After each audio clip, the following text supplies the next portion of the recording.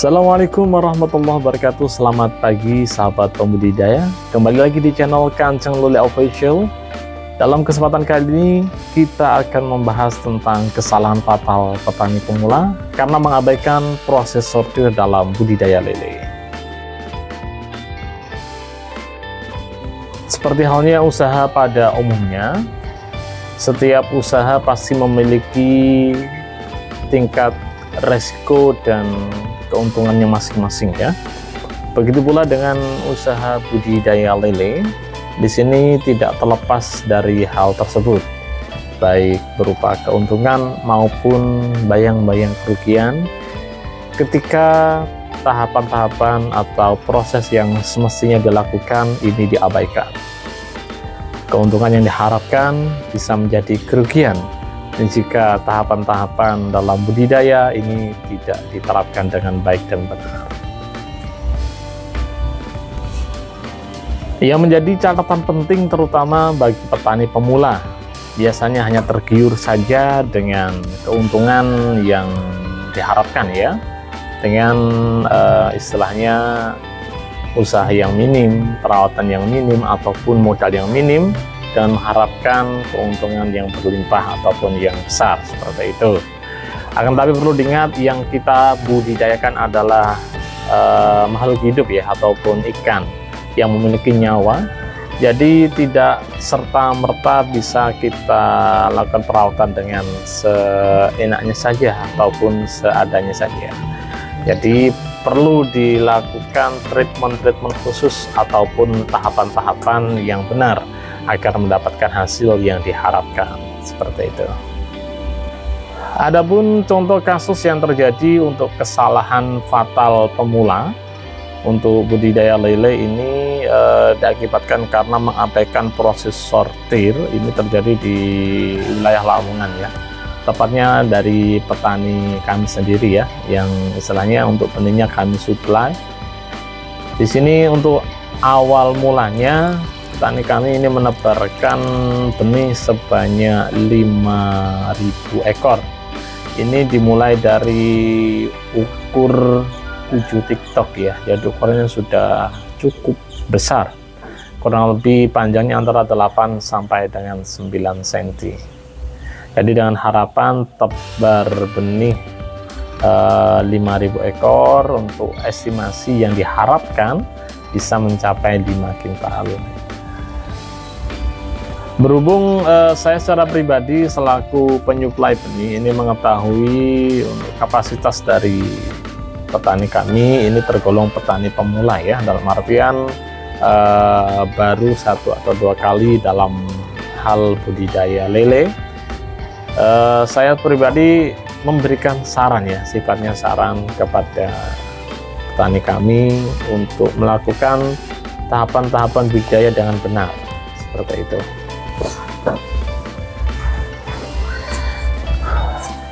Adapun tahapan yang sering kali kami sampaikan ya, dalam artian untuk memberikan saran, yang pertama melalui pengendapan air, dalam artian sebelum tebar benih ini sebisa mungkin kolamnya diisi air terlebih dahulu, bisa diendapkan sampai kurang lebih 1 minggu. Dan untuk proses ini untuk pengalamannya ini agak sedikit diabaikan ya, dalam artian ketika benih datang kolam baru diisi seperti itu. Tapi menjadi catatan, berhubung benih yang kami berikan, kami kirimkan itu alhamdulillah masih berkualitas ya, jadi sehingga untuk tingkat kematiannya bisa sangat tinggi. Baik pemirsa, setelah kita memberikan saran untuk pengendapan, untuk saran berikutnya yang saya pribadi sampaikan ke petani ataupun pembudidaya kami, yaitu untuk memberikan pakan pabrikan terlebih dahulu. Jadi minimal untuk 5.000 itu kami menyarankan untuk menghabiskan 1 sak terlebih dahulu, agar pertumbuhan bibitnya ini bisa normal terlebih dahulu, agar fisiknya terbentuk terlebih dahulu dan adaptasinya lebih mudah ya, pencernaannya sudah bagus seperti itu.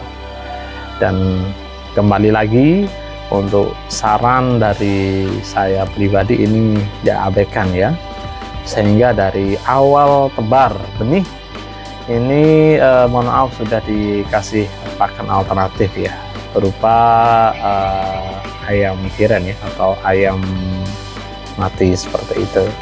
Dalam artian karena lokasinya berada di dekat kandang ayam, sehingga ketika ayamnya mati yang masih segar langsung dibakar, langsung dikasihkan ke dalam kolam, sehingga ikan yang masih kecil tadi sudah memakan ayam yang utuh yang sudah dibakar seperti itu. Adapun saran ketiga dari saya pribadi yang benar-benar saya tekankan agar jangan sampai diabaikan adalah untuk melakukan sortir setelah kurang lebih usia 1 bulan setelah tebar. Ini sangat saya tekankan, dalam artian sangat saya anjurkan akan diutamakan untuk melakukan sortir ini, karena takutnya dengan pakan alternatif dan kemudian tebar padat ya dalam arti 5.000, mohon maaf untuk ukuran kolamnya ini kurang lebih antara 2 kali 5 meter ya, jadi tebar padat seperti itu. Kenapa saya istilahnya berani istilahnya memberikan rekomendasi untuk tebar seperti itu, karena memang untuk kapasitas ataupun sumber daya airnya sangat mencukupi, sehingga misalkan sewaktu-waktu dibutuhkan untuk menggerojokkan atau pergantian air ini sangat-sangat mumpuni, sehingga tebar padat pun sesuai yang diinginkan oleh petani pemula tersebut. Saya istilah secara pribadi mempersilahkan seperti itu, dengan catatan 3 hal tadi ya, 3 hal penting tadi yang sangat-sangat saya sarankan di awal, akan tetapi mohon maaf ketiga-tiganya tidak dilakukan. Baik pemirsa, di sini karena memang ini petani pemula, dari sisi pasca panen ya, mohon maaf ya ketika panen, maksudnya ketika panen pun meminta saran kepada saya untuk mencarikan tengkulak ataupun pengepulnya, dan saya pribadi juga memiliki beberapa relasi ya untuk pengentasan lele, entah skala kecil atau skala besar di sekitaran wilayah kami juga ada, dan otomatis ketika panen kita pun membantu untuk proses penjualannya seperti itu. Dan di sini pemirsa, hal yang sangat-sangat istilahnya saya takutkan ini benar-benar terjadi. Dari awalnya tebar 5.000 ekor ukur 7 di kolam beton, untuk tingkat kematiannya sih bisa dibilang relatif sedikit ataupun kecil. Di sini untuk ikannya sendiri pun besar-besar ya, dalam artian banyak yang besar.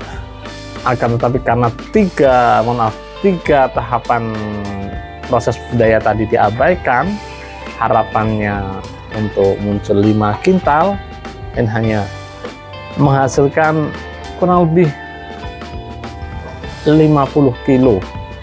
50 kilo pun itu sebagian yang diambil oleh tengkulak hanya 40 kilo saja, yang 10 kilo kurang lebih ini masih kecil-kecil sekali.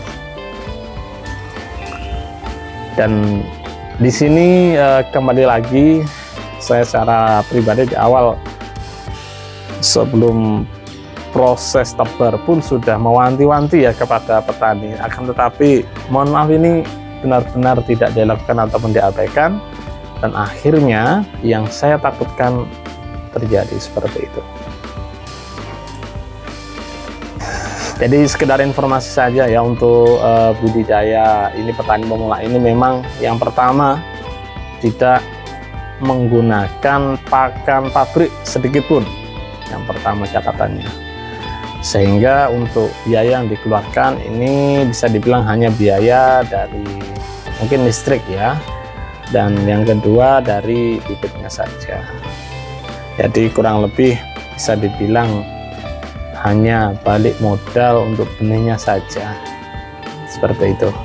Karena memang untuk tahapan-tahapan dalam proses budidaya ini tidak diterapkan dengan benar, sehingga hasilnya adalah yong, seperti itu.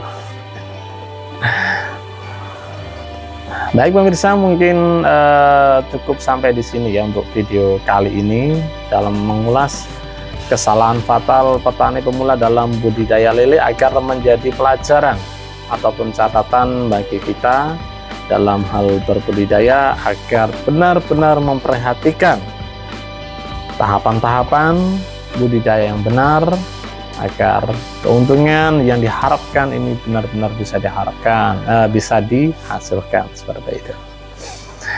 Oke, mungkin cukup sampai di sini saja ya untuk video kali ini. Terus dukung channel kami di Kanjeng Lele Official dengan cara like, comment, share, and subscribe. Terima kasih dan wassalamualaikum warahmatullahi wabarakatuh. Sampai jumpa.